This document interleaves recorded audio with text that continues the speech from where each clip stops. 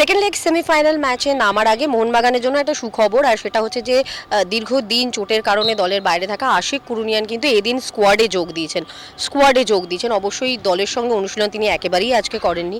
যতক্ষণ অনুশীলন হচ্ছে সারাক্ষণই ড্রেসিং রুমে ছিলেন, তবে স্কোয়াডে ফিরেছেন তিনি।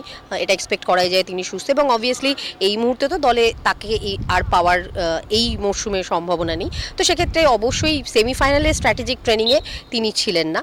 এমনিতে কিন্তু মোহনবাগানের প্র্যাকটিস দেখে যেটুকু মনে হলো যে দল যথেষ্ট ফুরফুরে মেজাজে রয়েছে, যে চাপ ভাবা হচ্ছিল থাকবে, যেহেতু তারা একটু হলেও পিছিয়ে রয়েছে খাতায় কলমে, সেই চাপ কিন্তু একেবারেই নেই। ঘরের মাঠে একেবারে 90 মিনিটে ম্যাচ জিতেই কিন্তু তারা পৌঁছে যেতে চাইছেন ফাইনালে।